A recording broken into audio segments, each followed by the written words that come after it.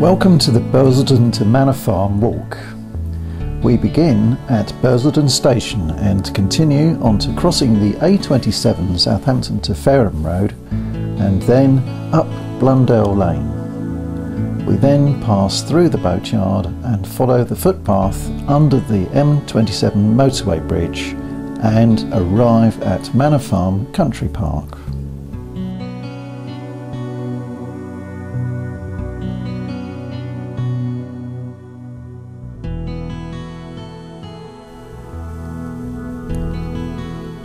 Looking across the river, we can see some old hulks on the opposite side of the Hamble. These hulks are mostly hover barges, but lying there too is the Thames barge, the Kimberley.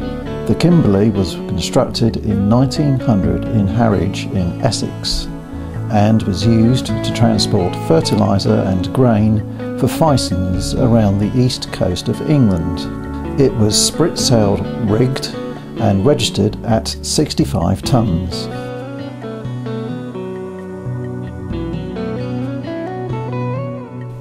To the right of the barges, the Victorian Railway Bridge can be seen. This is the line for Southampton to Portsmouth and beyond. It was built in the 1880s to serve the area's strawberry growing industry. Originally a single track, and a second was added in 1910. Take a look down at the water's edge.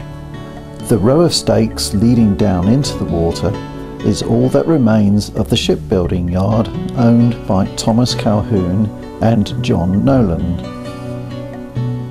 The yard was marked on a chart in 1783 with several slips shown.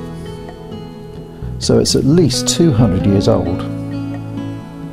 One of the ships built here was the Woolwich, a 44-gun man-of-war, later under the command of one Captain Beaufort. His scale, which relates to sea state and wind speed, was first recorded in the log of HMS Woolwich in 1805 and is still used by sailors today.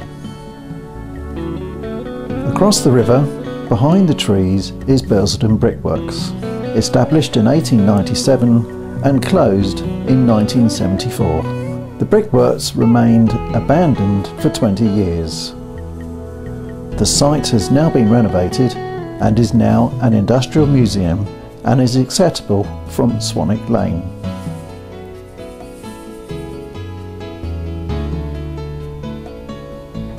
Hidden by more woodland is the National Air Traffic Control Centre, which controls the commercial airspace of England and Wales.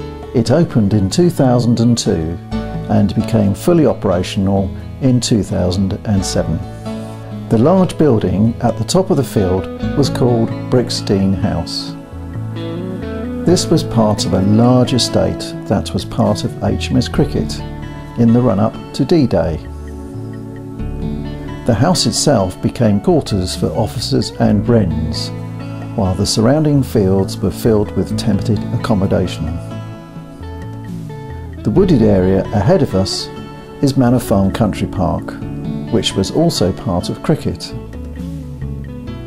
4,000 servicemen passed through here on their way to Normandy during 1944. The remains of the berths for the landing craft can still be seen on this side of the river. Along the edges of the creek, one can see a number of stakes and wooden piling.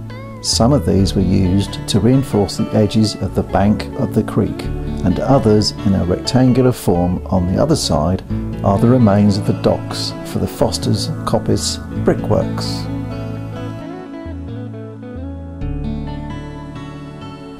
The brickworks were first shown on a map of 1871, but may have been established 100 years before then. Just upstream of the bridge you can see some stakes in the bank. These are the remains of an old bridge or a barrier to stop debris from clogging the path from the bridge. A map of 1897 shows a ford here, which predated the bridge. Now we cross into Manor Farm Country Park.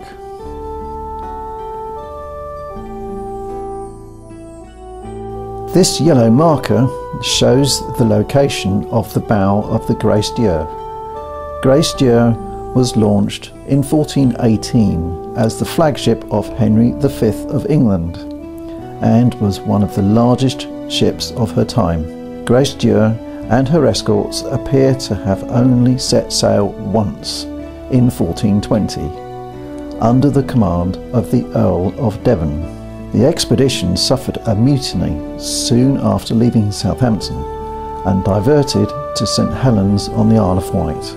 She spent most of her life laid up here in the River Hamble, where in 1439 she was struck by a bolt of lightning and foundered. The stakes on the edge of the bank here shows what exposure to elements can do. Look at this peaceful stretch of river today and imagine the scene here in about 1430, more than 500 years ago. Shallow draft barges and lighters would be transporting goods to and from Botley upstream. The Grace Dieu and other naval vessels would be moored opposite, and the scene would be a lot more busy and productive than it is now. I wonder how it will look in another 500 years.